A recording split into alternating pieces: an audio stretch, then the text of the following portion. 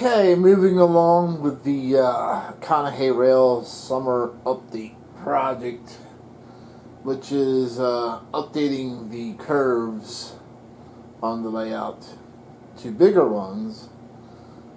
So I decided I'm going to start in the next easiest spot, which is by this MTH passenger station. Let's take a closer look. So I'm thinking that this should be the next easiest conversion to do, because currently we have 072, 054. Once again, we're going to go to 080, take 072, put it over here, take that 054 out. That's the plan. So this is definitely the next easiest section to do, I believe. You never know. I'm dreading the one section that George had mentioned on GFW when I was on his live show. He didn't think 080 would make it, and it looks like he might be right. So I don't know. May have to do a little reconstruction. Who knows how this is going to end? You know. Sort of like the Truman Show, where the girl wears the button on her shirt and it says, "How will it end?" And maybe I should wear the same button, because I don't really know. I'm doing this on the fly. I'm not using any kind of program or anything like that. I'm just mapping things out physically. So let's lay the track out here and see what we got to deal with. Ugh. Okay, so I laid the 080 on top of the existing track work, so I can get a relatively idea of how this is going to map out. And it's actually not too bad. It should fall basically right in place, so you can see how, you know, where the new path is going to take. And looking at the second curve that's in there, I'm going to have to cut that because it's actually too long. And then the next curve up pretty much will line up. So this indeed will be easy, but I got something else to think about too. A viewer threw out a pretty good idea, or an idea. He says, in order to make that turn with 080, I might have to cut at the station. So if that's true, then I would need to start there. Oh boy. Well, I'll leave that. I mean, I can actually do that change after the fact, because either way, these curves had to go in. I don't know. There's a lot of thought to this thinking process. Well, let me lay out the curves on top of the section I'm dreading, because I want to see if I'm going to need to reconstruct this in some way or another. Alright, I'll be back. Alright, so I laid down some more 080 on the corner I'm dreading. And you can see the new path that the 080 has to take. And we'll do a aerial shot here. So you can see that 080 is actually laying on top of the inside main. So that's how much room that 080 takes up over 072. Another suggestion somebody gave me was to cut the curve at the town and come across, but then, you know, I have the inside main to deal with too, and I really don't want to do that, because if I cut or put a curve in up here to make this, it probably would work that way, you know, to come across that curve where the scenery ends, come across here and go out there. That's fine for the outside main, but then my trolley line would interfere with what I want to do with the trolley line. I don't know. It's just so many ways I could do this. And you can see perfectly here how it's going to, or how it has to lay in there. So this is going to drastically change the way Conahey Rail looks. And so some of these houses are probably going to have to be moved to the outside of the track. So yeah, it looks like I won't have to do any reconstruction to the layout itself if I take this path. It's just a matter of moving scenery around. And then, so I'll probably do it this way. And I'll let you guys see. You can pretty much see that it does line up. So yeah, 080 takes a lot of room. You know what I mean? For those who have layouts that are 072, in a way you're lucky, but also in a way you're limited to what you can run. And alright, so at least I know now at this point I don't need to do any reconstruction to the layout itself. And I can tell you that currently at my age, this will be the last major update I do to this layout. This is it. I watch a lot of other YouTube channels where they tear their layout down and rebuild the whole thing all over again because they got bored or they wanted to change the design. I'm too old to be tearing stuff down and rebuilding them. So I'm just doing a, reconstruction type of thing to make things work. And that'll be good enough for me. I mean, in another 20 years I might not even be able to come down the steps into my basement to even enjoy this. So I have that, I have to keep things in the back of my mind to keep things simple as possible. Designing a layout where I don't have to jump up on top of it to take care of a derailment or to do certain things, and it's at the perfect height for me. When visitors come over, they don't realize how tall my layout really is. It looks taller on video than it is in person. And once I explain to them why I built my layout the way I did, or the height that I did, it makes sense to them. My layout is only 2 feet above the floor. That's it. 24 inches. And I know what a lot of you guys are thinking, oh, that's way too low.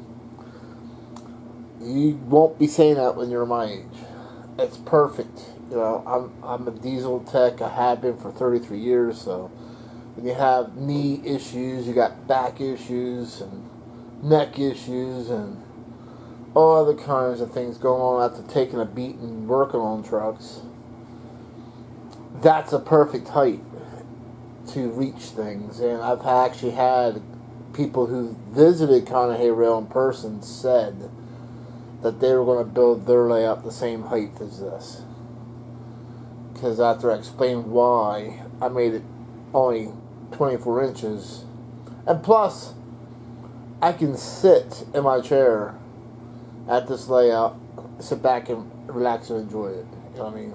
And still reach things. Only being 2 foot off of the ground. And no, I will not be building a upper level. I've seen other people do it. That's cool, but for me, I like to be able to overlook my layout and see everything. And when you have a second level or elevated level on a high rail layout, it sort of hides a lot of things, and I don't want to do that. I want it left open so you can oversee everything. Upper levels are cool for a more traditional layout. But that's just my opinion and my thoughts.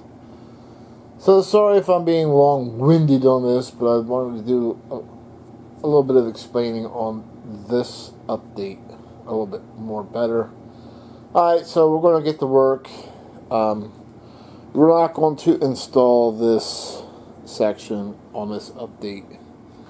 We're just going to do this section here on the outside main. We'll do the inside main and call it a day.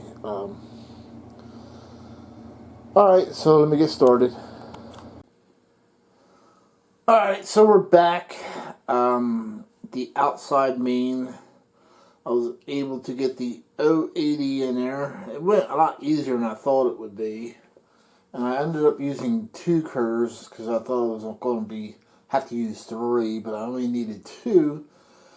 And the track pretty much lined up perfectly, only needing 2 curves. I'm pretty happy with it. And yeah, it makes a nicer sweep to it. So I'm pretty happy at this point. We'll give you a little above view there.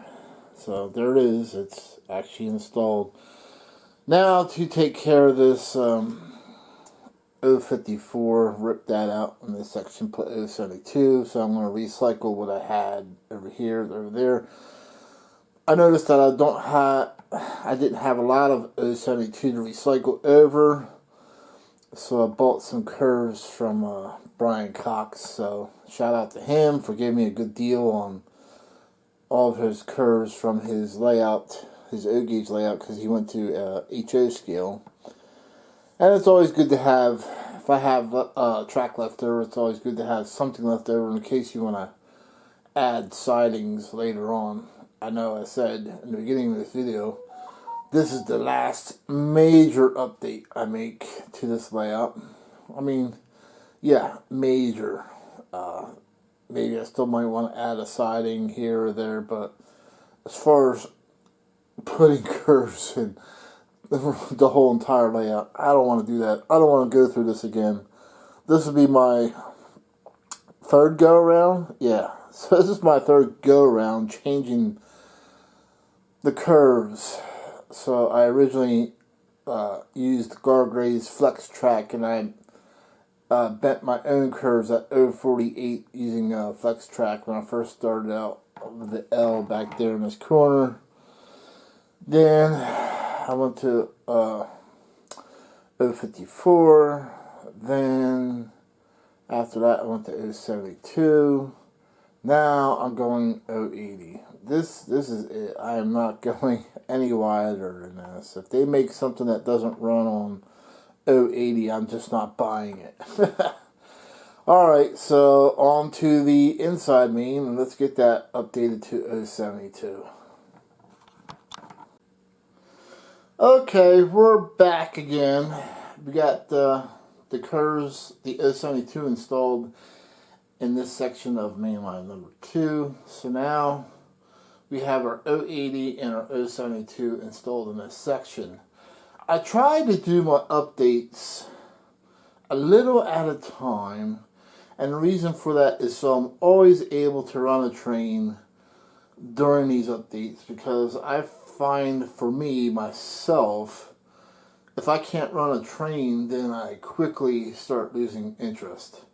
So I have to do this in a way that during the update, I'm still able to run a train. That's why I say kudos to you guys out there who are rebuilding a layout or doing major construction and you're not running anything for up to 6 months long. I couldn't do that. That's why my Conahey Rail went through so many transformations over the years. If I was to build this layout all at one shot, I probably would have gave up and sold everything off and maybe took up scuba diving. Who knows? not that, not that I would do something like that, but you get the point. So that's why I started off with a little, 8x4L, and then, add on to that, and then keep adding on to it. But I was always able to run a train since 2015. My layout grew over those years, and I was able to run trains, grow the layout, and still run trains. So this has been, for me, for somebody like me who could quickly lose interest unless I'm running something, this was the best move for myself, or somebody like me. And I wanted to explain that, but let's take a look at this, what I've done here. And you can see, and I left it so you can see where the original path was. So the 072, you can actually see, it used to come right there. You can still see the imprint where the 072 was. With the 080, I was actually able to bring it in a little bit and actually move, let me fix that sign. It's really bugging me that it fell down. But I was able to move that passenger station in a couple inches, because it used to be right up against the border wall, but now I was able to pull it in. And you can see originally where the 054 was and where the inside main lines up now. And for those who are wondering, because I been changing my track plans over the years, and I knew I was going to grow the layout. Sorry, I'm tired. But I knew I was going to grow the layout, so I pretty much made most or the majority of my ballast floating. Meaning, I can take the track up without, there's no glue and stuff. I just made sure I was careful and made sure the ballast was never above the track ties, so it didn't get up into the gears of the locomotives. And so that was a decision I made, and I stand by it. I know there will probably be people complaining, oh, you could have gotten chunks of grit up inside the gears and ruined your locomotives. If you're careful and you keep it below the ties, in my opinion, you're fine. It's the people who want to pile the stone or ballast above the track line is where the problem comes in. But at any rate, so I made out just fine. Okay, so we got some of the ballasting back in, or actually all of the ballasting in. Reballasted, brought the ballast up where it needed to be. And then I left some of the ballast in its original location, just put in new. So you'll see what I'm saying. Alright, so here we are. And you can see the difference now where I actually put ballast in. And it is a different color, but that doesn't bother me, because when a railroad reballasts, it's never the same color stone. So, yeah, I'm alright with the multiple colors. That doesn't really bother me. Yeah, that completes this section. And then we get to move on. So what is next on the list? Well, I'm definitely not going to tackle this just quite yet. Like I said, my first video, I'm pretty sure I'm going to leave this for last. Well, the next curve update will have to be over in this area.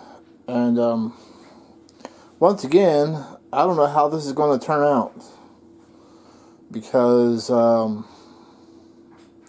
yeah, you can see how the 054 is kind of tight to put 072 in here the way. So this is probably going to take a redesign as well. And I'm thinking about this, and boy, like I said, the things that I do to myself.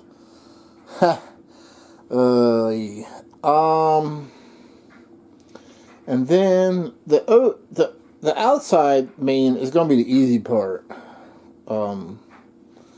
So that's just a matter of taking that 072 out and putting 080 in. There's plenty of room in there for that. I'm not worried about that part. What I'm worried about is the inside main, you know, making that switch work. And then fitting in 072 in general in this area. So I don't know how this is going to turn out. And then yet, I'm not sure what I'm going to do about the curves here on this siding. Probably update the curves on the siding to 072 as well. Alright, well, we'll have to see how this turns out. I don't know. This is going to be, like I said, the outside main is going to be the easy part.